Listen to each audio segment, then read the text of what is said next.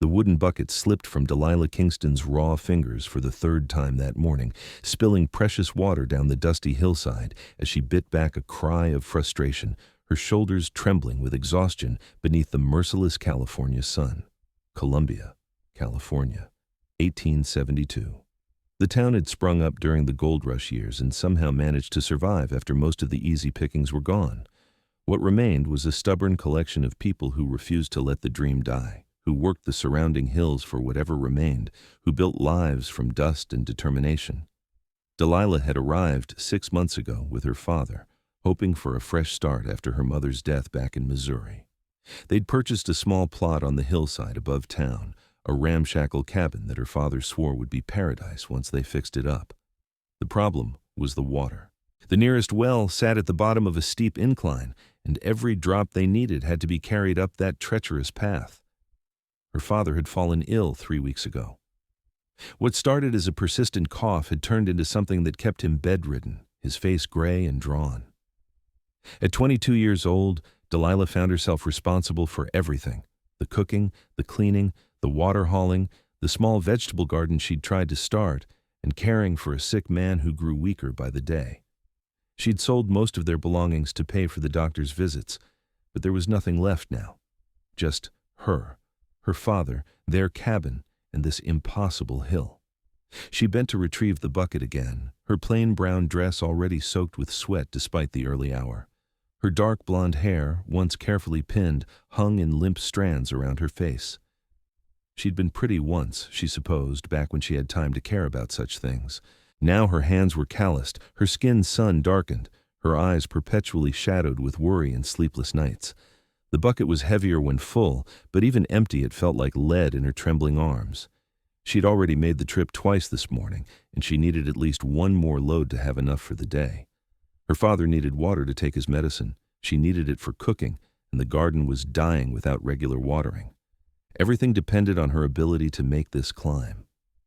She'd just reached the halfway point when her knees buckled. She caught herself on a rock, scraping her palm, and felt hot tears spring to her eyes, not from the pain, but from the overwhelming weight of it all. How much longer could she keep this up? What would happen when she finally collapsed? What would happen to her father? "That's too heavy for you." The voice came from above her on the path, deep and quiet. Delilah's head snapped up, and she found herself looking at a man unlike any she'd ever seen. He stood well over 6 feet tall, with shoulders so broad they seemed to block out the sun. His hair was dark brown and hung past his shoulders, tied back with a leather cord. His face was all hard angles, weathered by sun and wind, with a strong jaw covered in dark stubble. But it was his eyes that caught her, a startling gray color that seemed to see right through her defenses. He wore buckskin trousers and a simple cotton shirt that did nothing to hide the powerful muscles of his chest and arms. This was a man built for survival in the wilderness, every inch of him radiating strength and capability. "I can manage," Delilah said automatically, though they both knew it was a lie. She tried to straighten up to look less like she was on the verge of collapse. The man didn't argue. He simply walked down the path toward her, his movements surprisingly graceful for someone so large. Up close, he was even more imposing. She had to tilt her head back to meet his eyes. "Zachary Emerson," he said by way of introduction. "I have a claim about 2 miles north of here. Saw you struggling." "I am not struggling," Delilah insisted, even as her arms shook with the effort of holding the empty bucket. "I am perfectly capable of carrying my own water." Something that might have been amusement flickered in those gray eyes. "Did not say you were not capable. Said it was too heavy. There is a difference." Before she could protest further, he reached out and took the bucket from her hands. His fingers brushed hers for just a moment, and she was startled by how warm they were, how gentle despite the obvious strength in them. Then he was walking back down the hill toward the well, moving with an easy stride that made the descent look effortless. Delilah stood frozen on the path, unsure what to do. Part of her wanted to chase after him, to demand he return her bucket, to prove she didn't need help from anyone, but a larger part of her was simply too exhausted to care. She watched as he reached the well, filled the bucket to the brim, and started back up the hill. The bucket that had taken all her strength to carry even when it was empty looked like nothing in his massive hands. He moved steadily upward, not even breathing hard when he reached her. "Where's your cabin?" he asked. She should send him away.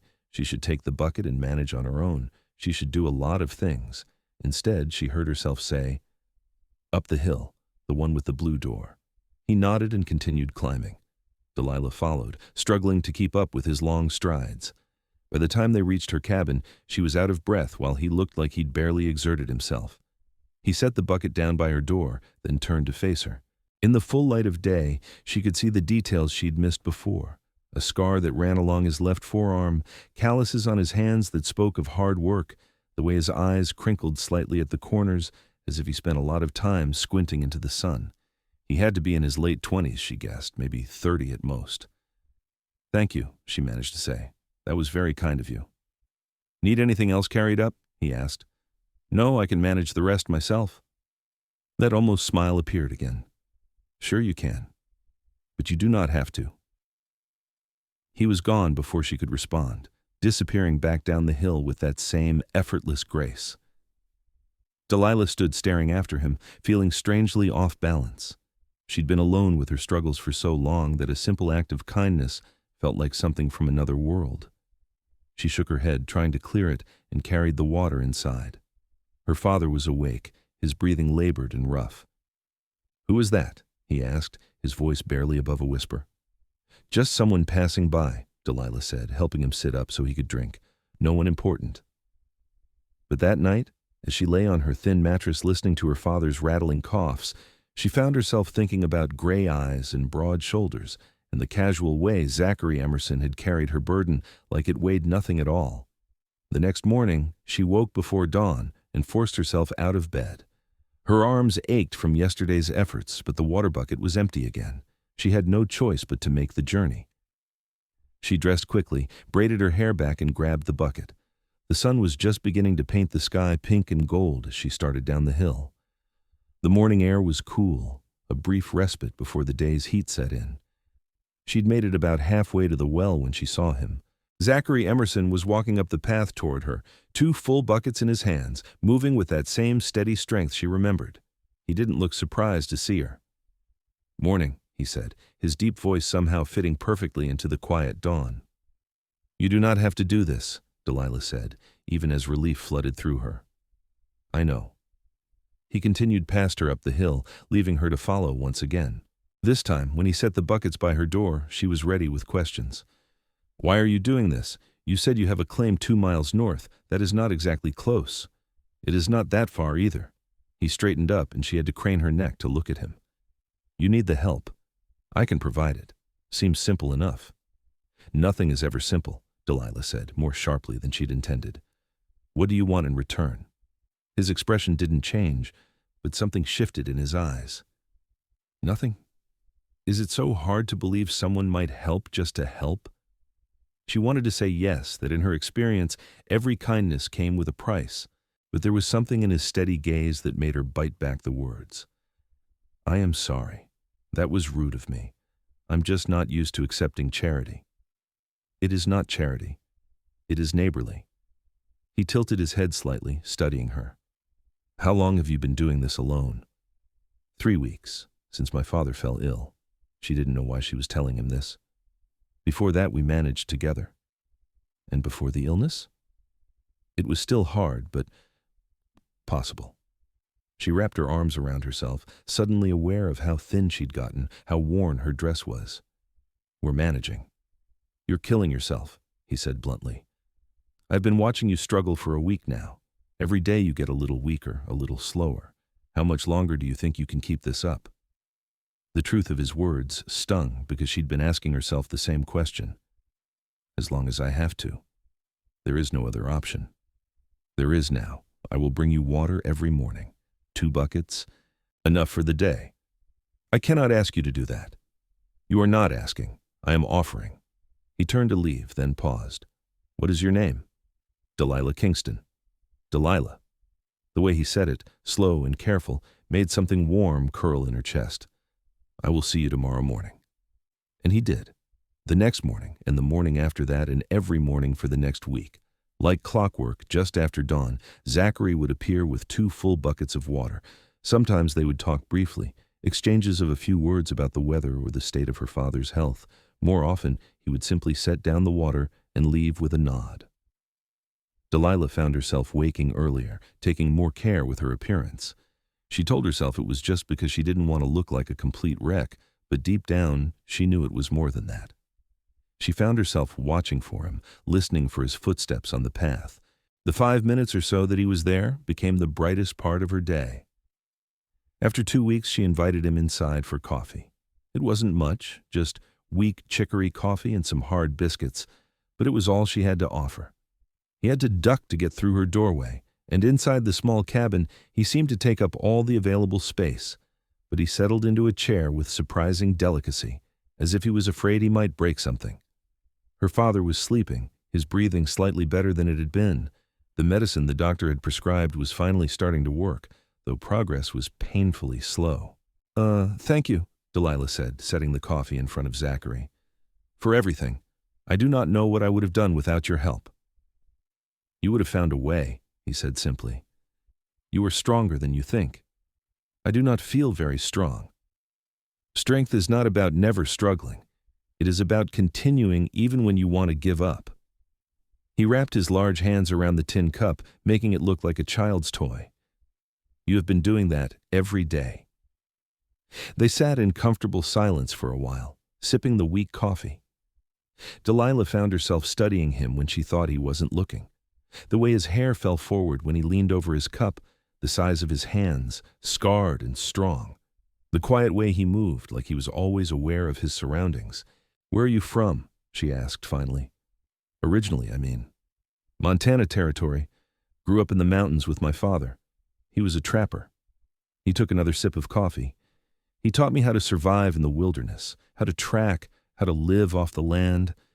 When he died 5 years ago, I kept moving south until I ended up here."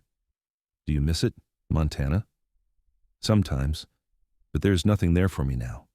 His gray eyes met hers. "What about you? Where did you come from?" "Missouri. My mother died a year ago, and my father thought a fresh start would be good for us." She laughed, but there was no humor in it. Some fresh start this turned out to be. "It is not over yet." "Ah," Zachary said. "Your father is getting better. You're still standing. That counts for something." "Does it?" The words came out more bitter than she'd intended. "We are barely surviving. We have nothing left to sell. I do not know how we are going to make it through the winter." "Winter is months away. A lot can change in months." She wanted to believe him, but hope felt like a luxury she couldn't afford. Still, sitting here with him in the quiet morning light, she felt something ease in her chest. For the first time in weeks, she didn't feel quite so alone. After that, the coffee became routine. Every morning, Zachary would bring the water, and they would sit together for 15 or 20 minutes before he headed back to his claim. They talked about small things, mostly. He told her about the mountains, about tracking deer through the snow, about nights spent under stars so bright they seemed close enough to touch. She told him about her mother, about growing up in a small Missouri town, about her love of reading even though she hadn't touched a book in months. She learned that he was 28 years old, that he preferred solitude to crowds, that he had a dry sense of humor that caught her off guard and made her laugh. He learned that she was 22, that she sang when she thought no one could hear, that she missed her mother with an ache that never quite went away. One morning, about a month after he'd first helped her, Zachary arrived to find her sitting on the ground outside her cabin, her head in her hands, tears streaming down her face. He set the buckets down and crouched in front of her, his large frame somehow making her feel protected rather than intimidated. "What happened?" His voice was gentle, concerned. "The doctor came yesterday evening," Delilah managed between sobs. "He said my father needs a different medicine, something stronger. But it costs $20, and I do not have $20. I do not have $5. I do not have anything." The words poured out of her, all the fear and frustration she'd been holding back. "I have been trying so hard, but it's not enough. Nothing I do is ever enough." Without a word, Zachary reached into his pocket and pulled out a small leather pouch. He pressed it into her hands. "What is this?" she asked, though she could feel the weight of coins inside. $40. Get the medicine and whatever else you need." Delilah's head snapped up. "I cannot take your money." "Yes, you can." "No, I cannot. You have already done so much, and I have no way to pay you back. I'm not asking you to pay me back." His gray eyes were steady, serious. "Take the money, Delilah. Get your father the medicine he needs." "Why?" The question came out as barely a whisper. "Why are you doing all this for me? You do not even know me." Something shifted in his expression, something she couldn't quite read. "Maybe I want to know you," he said quietly. "Maybe helping you makes me feel less alone. Maybe I look at you and see someone worth helping. Does it matter why?" "It matters to me." They stared at each other for a long moment. Then Zachary stood, towering over her again. "Buy the medicine, Delilah. We can argue about the rest later." He left before she could protest further, disappearing down the hill with that familiar, easy stride. Delilah clutched the pouch to her chest, torn between pride and desperate need. In the end, need won. She walked into town that afternoon and bought the medicine, along with proper food, a few supplies, and material for a new dress. She felt guilty about the dress, but her current one was falling apart, and she couldn't keep wearing rags. Her father's improvement was almost immediate. Within 3 days, he was sitting up on his own. Within a week, he was walking around the cabin. Within 2 weeks, he was talking about getting back to work on their claim. Delilah watched the color return to his face, heard his breathing clear, and knew that Zachary Emerson had saved both their lives. She tried to thank him, but he brushed off her gratitude like it was nothing. "Glad he's better," was all he would say. As her father grew stronger, Delilah found herself with more time. Time to work in the garden, to clean the cabin properly, to sew her new dress, and time to think about Zachary, about the way her heart jumped when she heard his footsteps in the morning, about how empty the cabin felt after he left, about the warmth in his gray eyes when he looked at her. She was falling for him.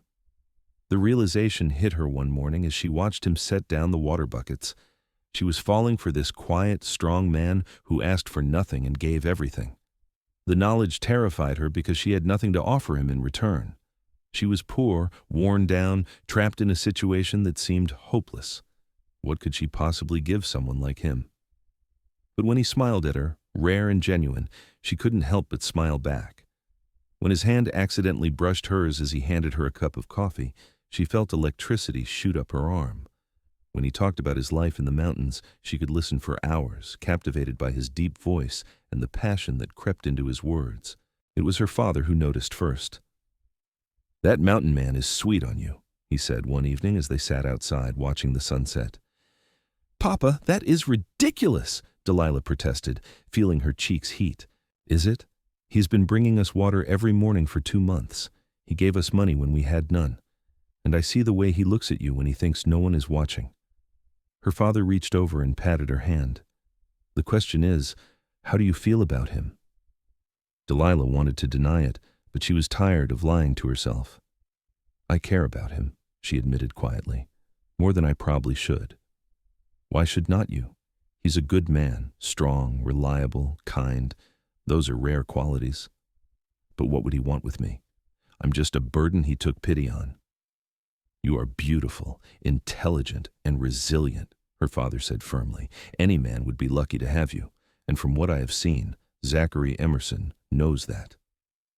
Delilah wanted to believe him, but doubt was a hard habit to break. Still, when Zachary arrived the next morning, she found herself watching him more carefully, the way his eyes softened when he saw her, the way he always seemed to find excuses to linger a little longer, the way he asked about her day, her thoughts, her dreams, like her answers actually mattered to him. One morning, after he'd set down the water, he cleared his throat. "There's a dance in town on Saturday," he said, not quite meeting her eyes. "Would you want to go? With me, I mean." Delilah's heart stuttered in her chest. "Like a courting?" "Yes, like that." Now he did look at her, and the intensity in his gaze made her breath catch. "If you want to." "I would like that very much," she said, proud that her voice came out steady despite the butterflies in her stomach. Something that might have been relief crossed his face. "I will pick you up at 6. For the next 3 days, Delilah worked on her dress with a fervor that made her father chuckle. She'd chosen a deep blue fabric that brought out her eyes, and she poured all her nervous energy into making it perfect. She washed her hair until it shone, braided it into an intricate pattern, and even borrowed some rosewater from their neighbor. When Saturday arrived, she was ready an hour early, pacing the cabin nervously. Her father, now strong enough to be up and about, watched her with obvious amusement. "You're going to wear a hole in the floor," he said. "What if he changes his mind? What if he realizes this is a mistake? Then he would be a fool, and I do not think Zachary Emerson is a fool." A knock on the door made Delilah jump. She opened it to find Zachary standing there, and her breath caught. He'd clearly made an effort. His hair was clean and neatly tied back, his jaw freshly shaved. He wore a clean white shirt tucked into dark trousers, and though the clothes were simple, they couldn't hide the powerful build underneath. But it was the way he looked at her that made her knees weak, his gray eyes widening as he took in her appearance. "You look beautiful," he said, his voice rough. "Thank you. You look very handsome as well." They stood there for a moment, just looking at each other, until her father cleared his throat pointedly. "You two should get going before you miss the dance entirely." The walk into town was awkward at first, neither of them quite sure what to say. But as they went, conversation began to flow more naturally. Zachary told her about a bear he'd seen near his claim, and she told him about finally getting her garden to produce tomatoes. Small things, comfortable things, the kind of conversation that felt like coming home. The dance was being held in the largest building in Columbia, a hall that served as everything from a church to a meeting house to a social center. By the time they arrived, it was already crowded with people. Delilah felt self-conscious as they entered, aware of the stares and whispers. Zachary was known in town, but mostly as a loner who kept to himself. Seeing him with a woman on his arm was clearly cause for gossip. If Zachary noticed the attention, he didn't seem to care. He kept his hand lightly on the small of her back, guiding her through the crowd, the touch burning through the fabric of her dress. They found a spot near the edge of the room, and Delilah tried to relax as the music started. "I should warn you," Zachary said, leaning down so she could hear him over the noise. "I'm not much of a dancer." "That makes two of us," Delilah admitted. "I have not danced since before my mother died." "Then we will muddle through together." He led her onto the floor, and despite their claims of incompetence, they managed well enough. Zachary moved with the same easy grace he brought to everything else, and he held her carefully, as if she was something precious. Being in his arms felt right in a way Delilah couldn't quite explain. She fit against him perfectly, her head just reaching his shoulder, his strength surrounding her without overwhelming her. They danced 3 songs in a row before taking a break. Zachary got them punch, and they stood to the side, watching the other couples swirl past. "Are you having a good time?" Zachary asked. "I am having a wonderful time," Delilah said honestly. "Thank you for asking me. Thank you for saying yes." He hesitated, then added, "I was not sure you would." "Why would not I?" "Because I'm not much of a catch. I live alone in the mountains. I do not have fancy things or smooth words. I'm just a man who hauls water and works his claim." Delilah turned to face him fully, forcing him to meet her eyes. "You are the man who saved my life and my father's life. You are kind and strong and reliable. You make me feel safe in a way I have not felt since my mother died. Why would I not want to be here with you?" The look he gave her was so intense that she felt heat flood her cheeks. "Delilah," he said, his voice low and rough, "I need you to understand something.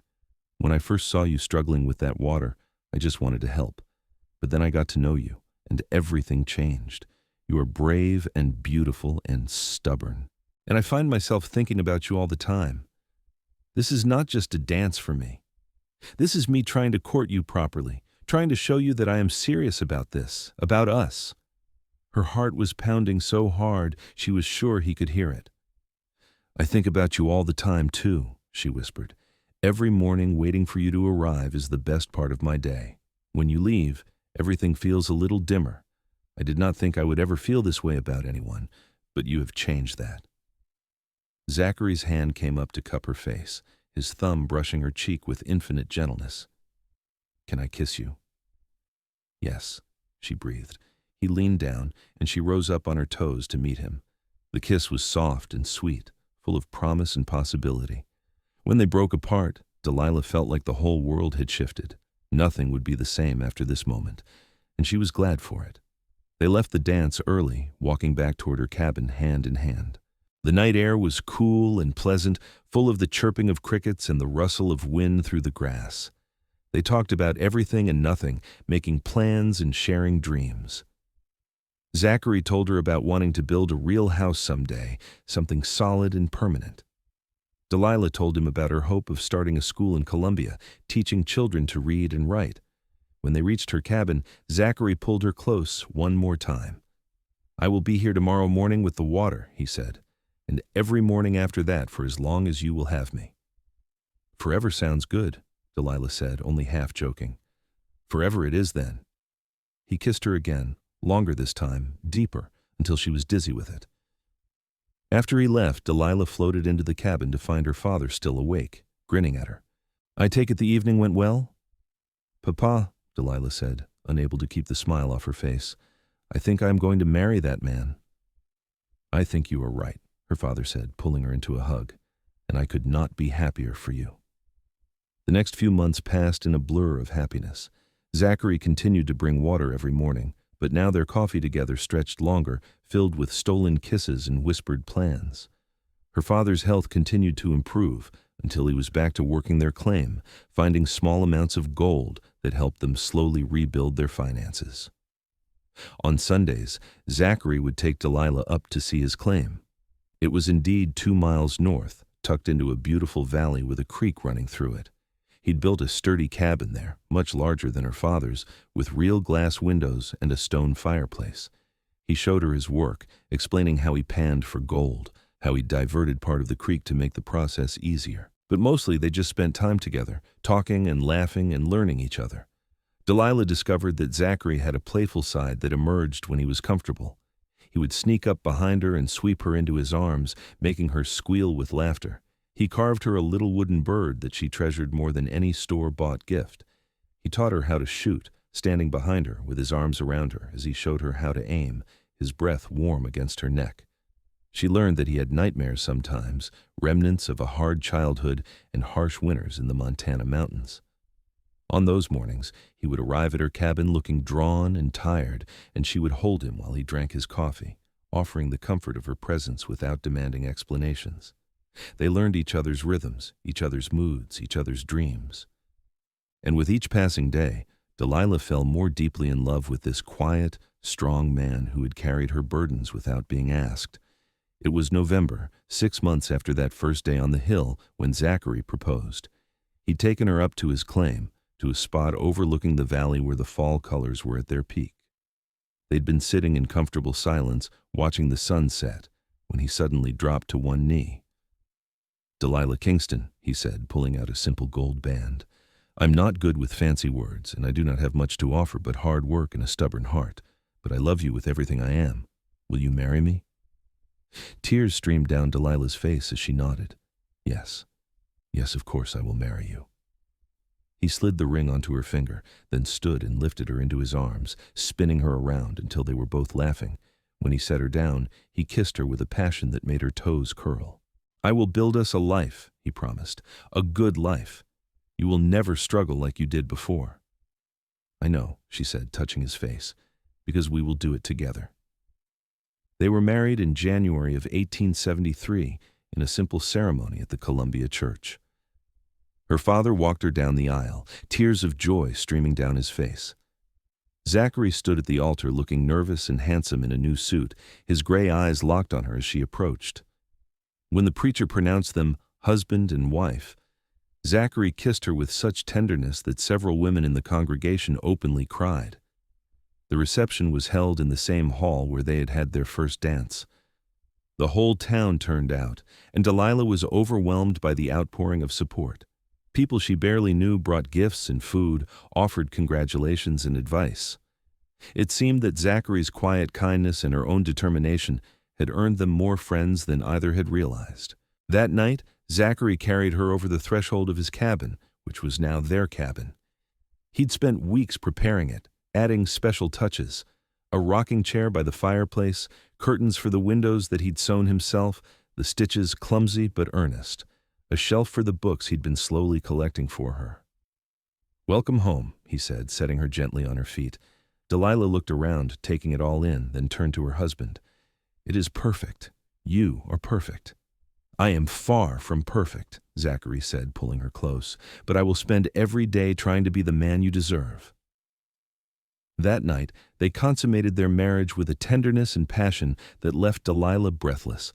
Zachary was gentle with her, careful and considerate, making sure she felt safe and cherished. Afterward, they lay tangled together, skin against skin, hearts beating in sync. "I used to think I would always be alone," Zachary admitted in the darkness. "I convinced myself that I was fine with it, that I preferred solitude. But then I saw you struggling on that hill, and something in me knew that my life was about to change." "Mine too," Delilah whispered. "I was drowning, barely keeping my head above water. And then you appeared like some kind of guardian angel." "Guardian angels do not usually haul water buckets," Zachary said with a hint of amusement. "Mine does." She kissed his chest right over his heart. "My angel has muscles and calloused hands and saves lives with simple kindness." They fell asleep wrapped in each other's arms, the beginning of their life together stretching out before them full of promise. The first year of their marriage was hard but happy.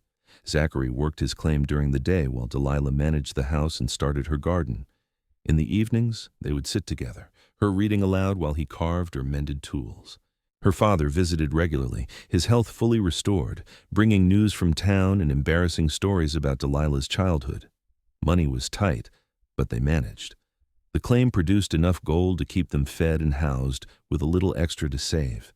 Delilah started taking in sewing work, using the skills her mother had taught her to earn a bit more. They were building something, slowly but surely. In the summer of 1873, Delilah realized she was pregnant.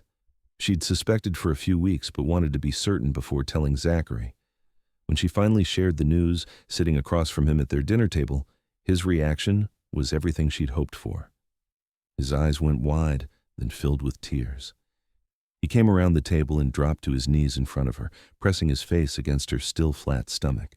"A baby," he whispered, his voice choked with emotion. "We are going to have a baby."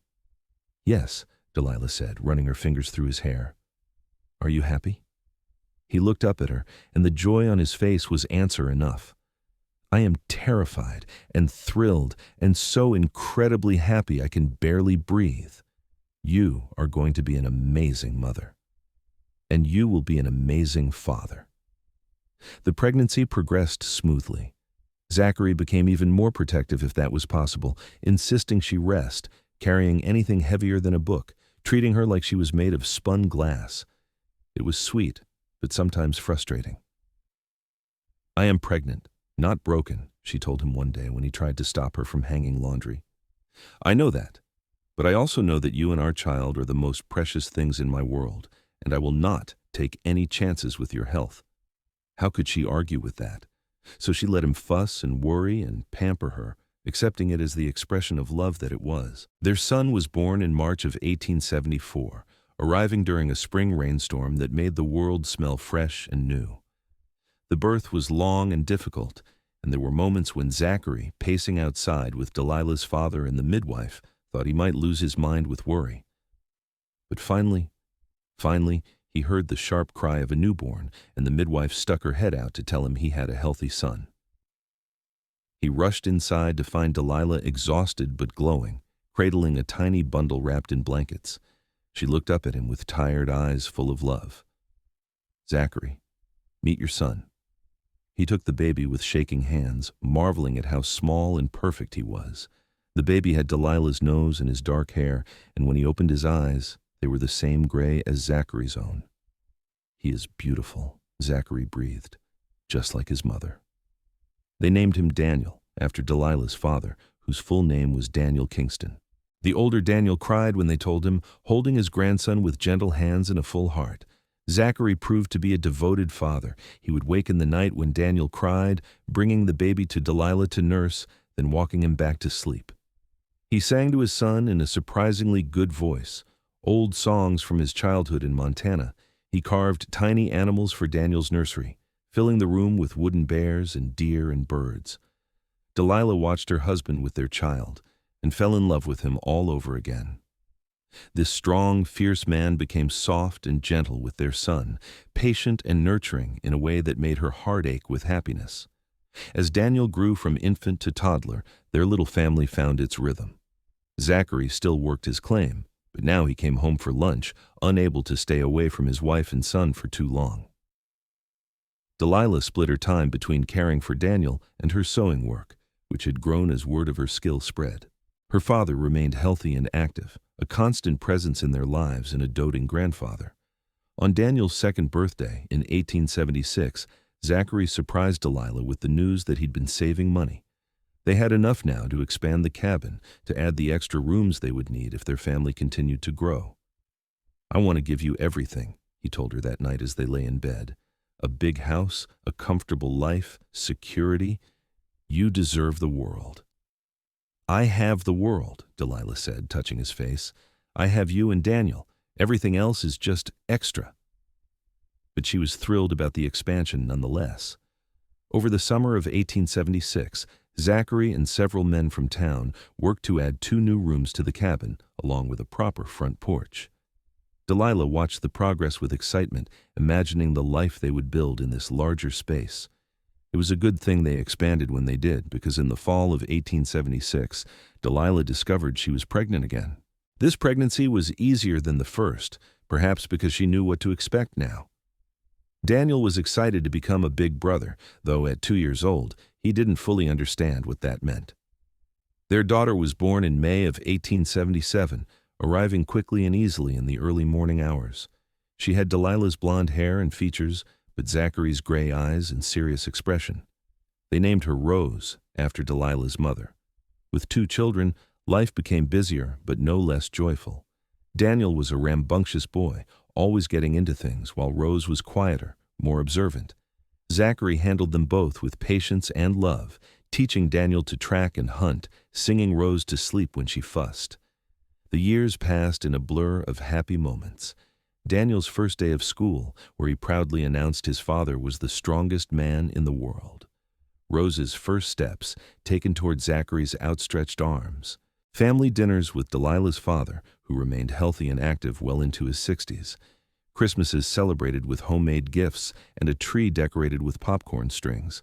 Summers spent swimming in the creek, winters cozy by the fire. The claim continued to produce, enough that they were comfortable, if not wealthy. In 1880, Zachary hired a young man to help with the heavier work, giving him more time to spend with his family. Delilah had to stop her sewing business because she was too busy, but she didn't mind. She had everything she had ever wanted. She had also started teaching, fulfilling her dream in a small way. Several families in the area brought their children to the Emerson cabin twice a week, and Delilah taught them reading and writing and arithmetic. She loved it, loved watching young minds light up with understanding, loved feeling like she was making a difference. Zachary would come in from work on those teaching days to find their cabin full of children, and he would stand in the doorway, watching his wife with such pride and love that it made her heart swell.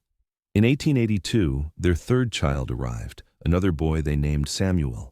By now, they were old hands at parenting, handling a newborn with the ease of experience. Daniel, now 8, was a protective big brother, while Rose, at 5, loved to help care for her baby brother. Life was good, better than good. It was everything Delilah had ever dreamed of, and more. Sometimes on quiet evenings when the children were asleep, she would sit with Zachary on their porch and marvel at how far they'd come. "Do you remember that first day?" she asked one such evening. "When you saw me struggling with the water bucket?"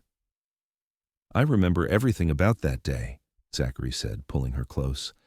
"I remember thinking you were the most stubborn woman I'd ever seen, determined to carry that bucket even though you could barely stand. I remember wanting to help, but also knowing you would probably argue with me." "I did argue with you," Delilah said with a laugh. "You did. But I am persistent." He kissed the top of her head. "Best decision I ever made, carrying that water for you."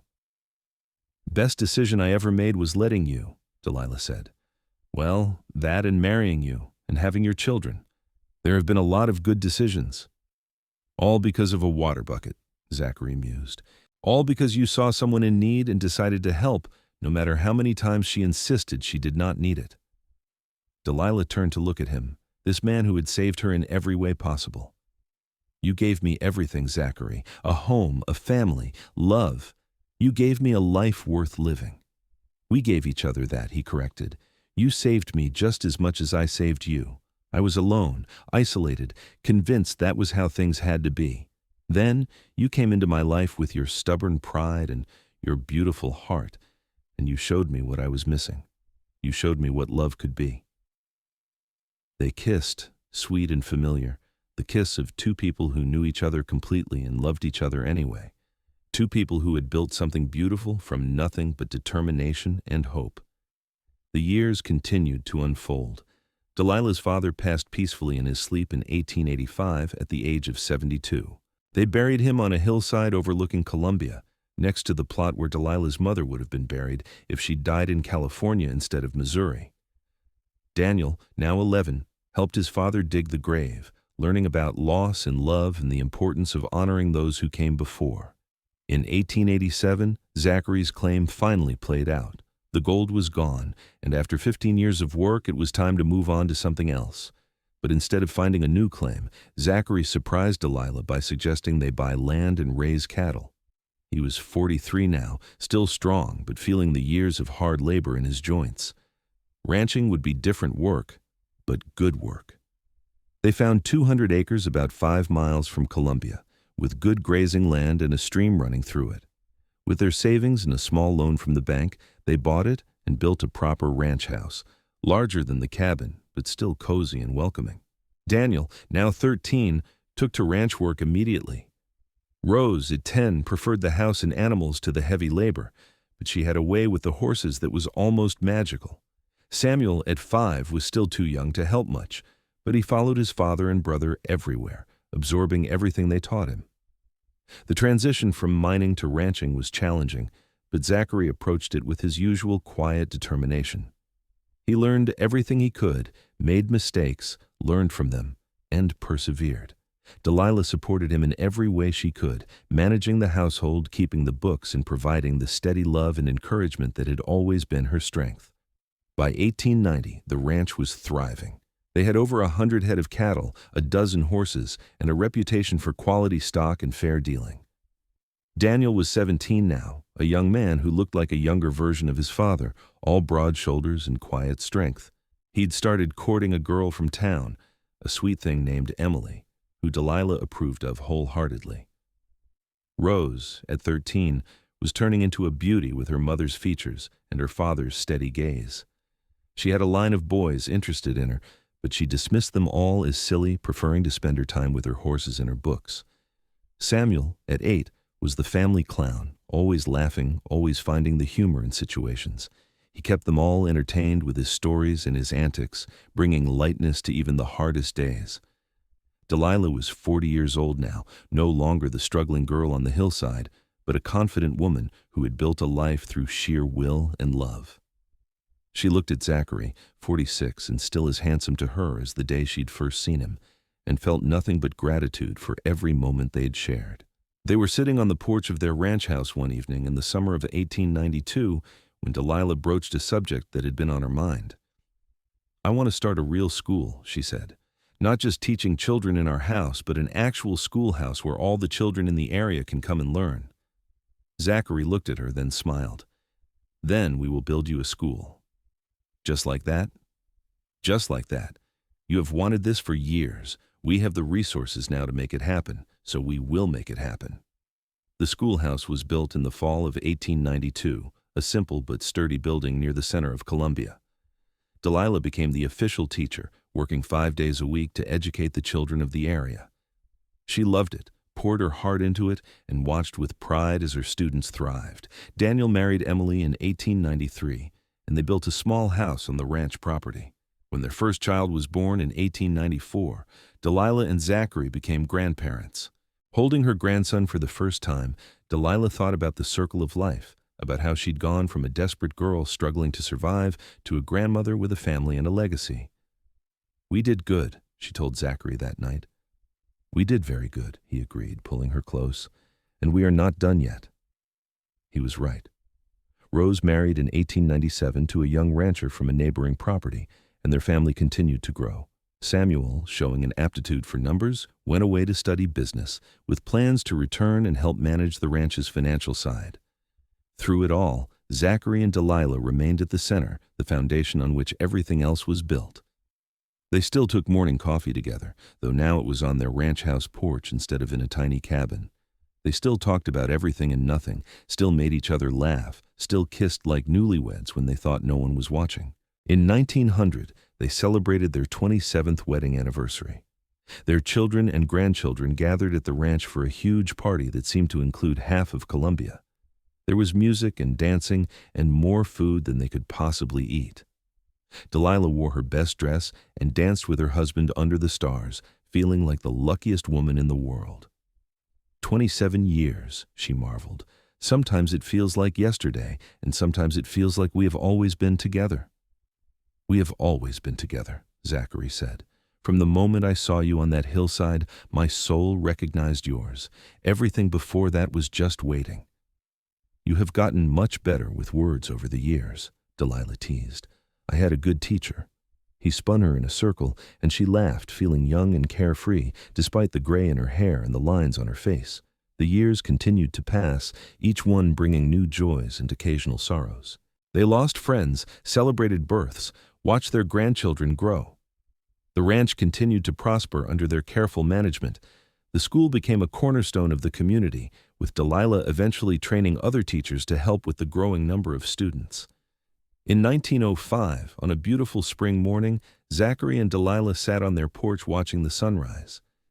He was 61 now, his dark hair shot through with silver, his face deeply lined by years of sun and wind. She was 55, her blonde hair faded to a soft gray blonde, her hands marked by decades of work. But when they looked at each other, they still saw the young people they'd been, full of hope and determination. Do you have any regrets? Delilah asked, a question she'd never asked before. Zachary thought about it seriously, then shook his head. Not a single one. Every choice I made led me to you, to our family, to this life. How could I regret any of that? I used to think my life was over when my mother died and we came to California, Delilah admitted. I thought I would struggle and suffer and eventually die in that little cabin on the hillside. I never imagined any of this. I used to think I was meant to be alone, Zachary said. I convinced myself I was happy with solitude, that I did not need anyone. Then I saw you with that water bucket, and everything changed. You changed everything. We changed each other, Delilah corrected, taking his hand. His fingers were gnarled now with arthritis, but they still felt strong and warm wrapped around hers. We built this together. They sat in comfortable silence, watching the sun paint the sky in shades of pink and gold. Behind them in the house, they could hear the sounds of family. Daniel and his wife had stayed the night, along with two of their grandchildren. There would be breakfast soon, noise and laughter and the controlled chaos of a large family. But for now, it was just the two of them, the mountain man and the woman he'd helped, sitting together and watching another day begin. I love you, Zachary said, the words as meaningful now as they'd been the first time he'd said them over 30 years ago. Every single day, I love you more. I love you too, Delilah replied, leaning her head on his shoulder. You carried my water, and you carried my heart, and you gave me a life beyond my wildest dreams. How could I not love you? They watched the sun rise together, just as they'd done thousands of times before and would do thousands of times more. Two people who had found each other at their lowest points and built something beautiful. Two people who proved that love could be born from simple kindness, that the smallest gesture could change everything. The mountain man had seen her struggling and decided to help, and that single decision had transformed both their lives, creating a legacy of love that would endure for generations. As the first rays of sunlight touched their faces, Zachary squeezed Delilah's hand and she squeezed back, a silent communication that needed no words. They were home. They were together. And that was everything. Years continued to roll by like the seasons, each bringing its own rhythm to the Emerson ranch. By 1910, Zachary was 66 and officially retired from the heavy ranch work, though he still walked the property every day and offered advice to Daniel, who now ran the operation. Delilah, at 60, had handed the teaching duties over to younger women, but still visited the school regularly, reading to the children and helping with special projects. Their family had grown exponentially. Daniel and Emily had 5 children, Rose and her husband had 4, and Samuel, who had married a woman he met during his business studies, had 3 of his own. The ranch had expanded to 500 acres, and the Emerson name was respected throughout the region. On warm evenings, the entire family would gather at the main house for dinner. The table Zachary had built years ago barely fit everyone, even with the additions they'd made. The noise level was tremendous, with children talking over each other, adults sharing news and gossip, laughter echoing off the walls. Zachary would sit at the head of the table, Delilah at his side, and watch the family they'd created with wonder. "Did you ever imagine this?" Delilah asked him one such evening, after everyone had finally gone home and they were cleaning up the kitchen together. "Never," Zachary admitted. "When I was young, living alone in the Montana mountains, I could not have imagined any of this. It would have seemed like a fantasy." "It feels like a fantasy sometimes," Delilah said, drying a plate. "Like I'm going to wake up and still be that desperate girl, struggling to carry water up the hillside, watching my father die because I could not afford medicine." Zachary set down the dish he was washing and turned to her, taking her hands in his. They were both older now, their bodies marked by time and work, but the connection between them was as strong as ever. "You are not that girl anymore," he said firmly. "You are a woman who survived, who thrived, who built a family and a legacy. You are a woman who taught hundreds of children to read and write, who helped turn Columbia into a real community. You are extraordinary, Delilah, and you always have been." Tears filled her eyes, happy tears. "We did it together, all of it. Together," he agreed, pulling her into an embrace. "Always together." They finished cleaning up and went out to the porch, their favorite spot. The night was clear, the stars bright overhead. Delilah settled into her rocking chair, and Zachary sat in his, and they rocked in sync, the way they'd done for decades. "Tell me a story," Delilah said, just as she had countless times before. "What kind of story?" "Our story. Tell me about the day you first saw me." Zachary smiled, settling deeper into his chair. "It was May of 1872. I'd been out checking my traps, and I was heading back to my claim when I decided to cut through Columbia. I came over the ridge and looked down, and there you were. This small woman with blonde hair, struggling with a water bucket that was almost as big as she was. I watched you drop it twice, watched you pick it up with shaking hands. And I thought to myself, she's going to kill herself trying to carry that water." "I almost did," Delilah admitted. "I was at the end of my strength. I could see that. But I could also see your determination, the way you refused to give up even though every step was agony. And I thought, that is someone worth knowing. Someone with that much will, that much heart. That is someone special. You did not think I was foolish. I thought you were brave, and I wanted to help you." He reached over and took her hand. "Best decision I ever made." "You say that a lot," Delilah said with a smile. "Because it is true. That one moment, that one choice to walk down that hill and take your burden from you, that changed my entire life. It gave me you and our children and our grandchildren.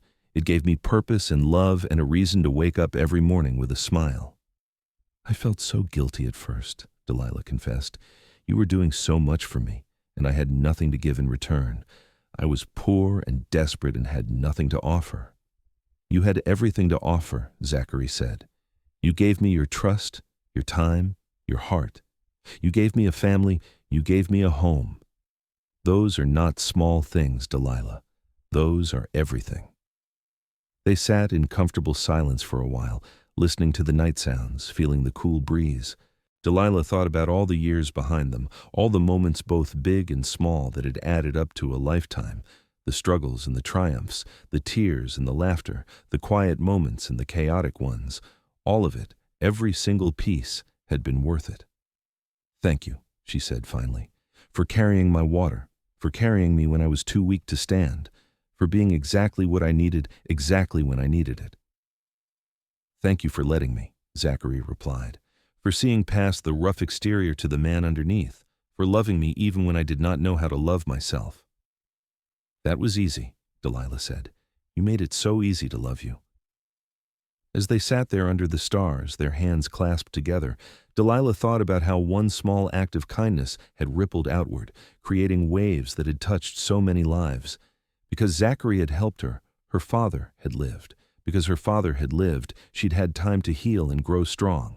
Because she'd grown strong, she'd been able to marry Zachary and build a family. Because they'd built a family, their children had grown up loved and secure. Because their children were loved and secure, they had gone on to build good lives of their own, raising another generation of children who knew what real love looked like. All from one man seeing a woman struggle and deciding to help. The next morning, Zachary woke early as always and made coffee.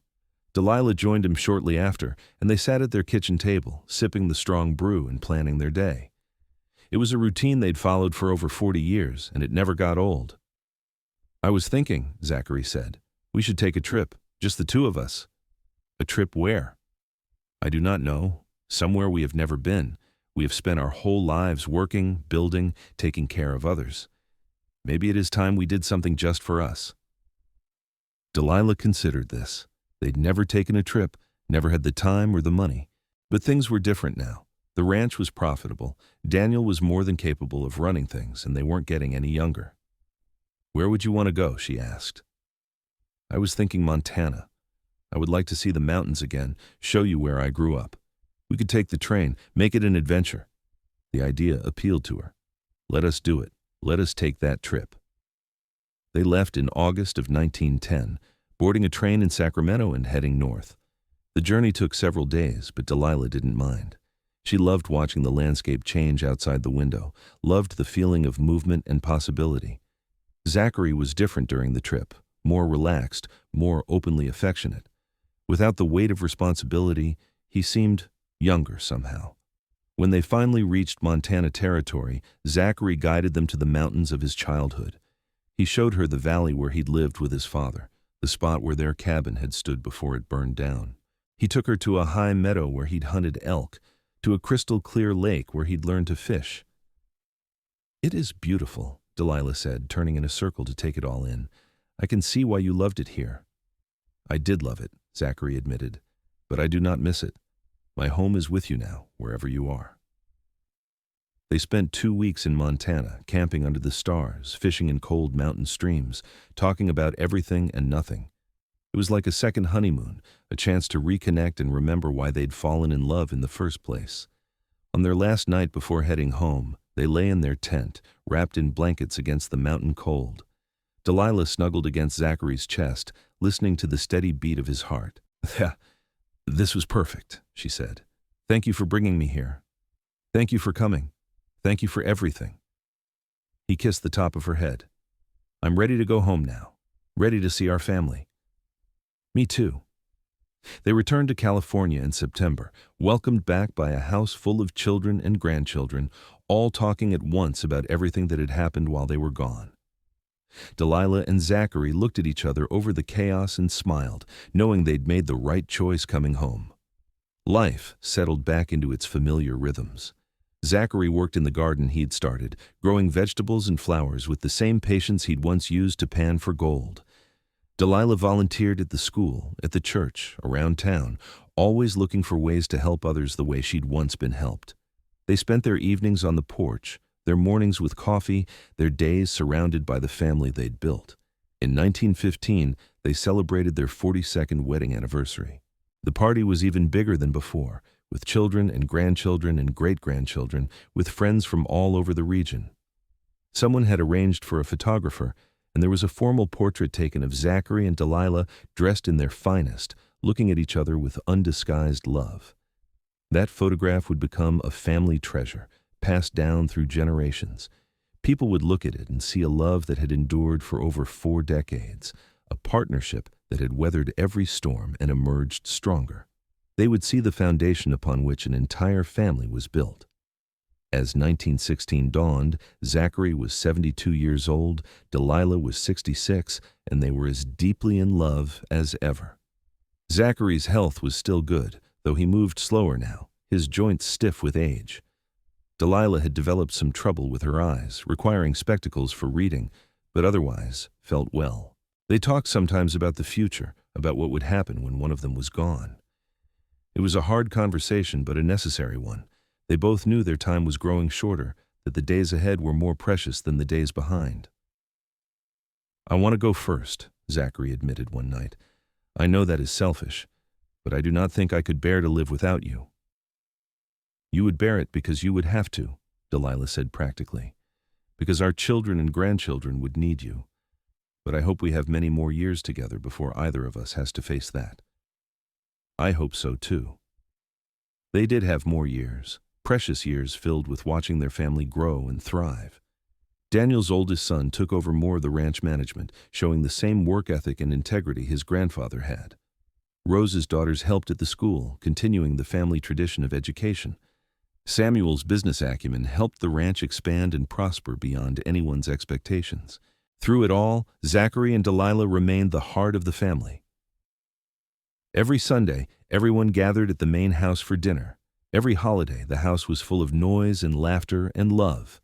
Every important decision, from business matters to personal ones, people sought the advice of the family patriarchs. In 1920, Columbia celebrated the 50th anniversary of its founding. As part of the celebration, they honored the citizens who had contributed most to the community's growth. Zachary and Delilah were among those honored, recognized for their work building the school, supporting local businesses, and raising a family that had become a pillar of the community. Standing on the stage in front of half the town, Delilah felt overwhelmed. She thought about the frightened girl she'd been, struggling just to survive. She thought about how close she'd come to giving up, how many times she'd wondered if it was worth continuing. And she thought about the moment that changed everything, when a quiet mountain man had decided her burden was too heavy and simply taken it from her. "We are here today because of love," she said when it was her turn to speak. "Because one person saw another person struggling and decided to help. Because kindness matters. Because we are all stronger together than we are alone. My husband carried my water up a hill 48 years ago, and he has been carrying me ever since. That is what love is. Seeing someone struggle and deciding their burden is your burden. Seeing someone fall and helping them stand. We all have the power to change someone's life. We all have the power to be someone's answer to a prayer. Use that power. Help each other, love each other. That is how we build a community. That is how we build a life." The applause was thunderous, but Delilah barely heard it. She was looking at Zachary, who stood to the side of the stage with tears streaming down his weathered face. She stepped down and went to him, and he pulled her into his arms, holding her like she was the most precious thing in the world. "I love you," he whispered into her hair. "I will love you until my last breath and beyond." "I love you too," she whispered back, "always and forever." They went home that night to a house full of family, to children and grandchildren who wanted to celebrate with them. The party lasted late into the night, full of stories and laughter and music. Zachary danced with Delilah one more time, moving slowly but surely across their living room floor, surrounded by the people they loved most. "Look at what we built," Delilah said, gesturing to the crowded room. "All of this from one small act of kindness." "Not so small," Zachary corrected. "It felt like everything to me. It was everything to me." "It was everything to me, too," Delilah agreed. As the years continued to unfold, they faced the inevitable losses that came with age. Friends passed away, health issues cropped up, the world changed in ways both good and bad. But through it all, they had each other, their love a constant in an ever-changing world. In 1925, on a warm spring morning very much like the morning they'd met, Zachary and Delilah sat on their porch watching the sunrise. He was 81 now, his body frail but his mind still sharp. She was 75, her hair white as snow, her hands marked by a lifetime of work. But when she looked at him, she still saw the strong mountain man who had swept into her life and changed everything. "Do you remember the water?" she asked, as she had asked so many times before. "I remember everything," he replied, as he always did. "Every moment with you has been precious." "We have had a good life," Delilah said contentedly. "The best life," Zachary agreed. "All because I could not walk past a woman in need." "All because you had a good heart," Delilah corrected. "All because you saw someone struggling and decided to help, even though you gained nothing from it." "I gained everything from it," Zachary said. I gained you. They sat together as the sun rose, painting the sky in brilliant colors, warming their old bones. Behind them in the house they could hear the sounds of family, the sounds of home. Daniel and Emily were staying with them now, helping care for them as they aged. Other family members visited constantly, bringing great-great-grandchildren for them to hold and spoil. The Emerson legacy was secure, the family business thriving, the community stronger for their presence. All because of a mountain man and the woman he'd helped, two people who had built something beautiful from nothing but determination and love.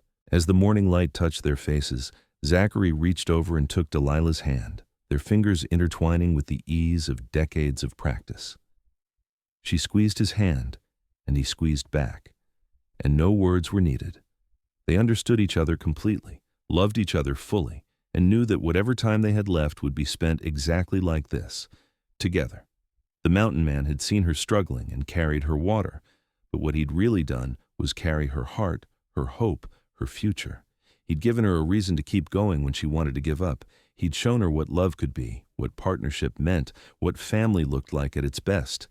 And she had given him the same things in return, pulling him out of his lonely existence and showing him the joy of connection, of commitment, of building something that would last long after they were gone. They were old now, their time growing short, but they had lived fully, loved deeply, and left a legacy that would endure for generations. They had proven that the smallest gesture could change everything, that kindness was never wasted, that love was the most powerful force in the world. As they sat watching the sunrise, hands clasped, hearts intertwined, both of them felt nothing but gratitude for the journey they'd shared, for the life they'd built, for the love that had sustained them through everything. The mountain man had carried her water, and in doing so, he'd carried them both to a future more beautiful than either could have imagined. That was their story. That was their legacy. That was their love.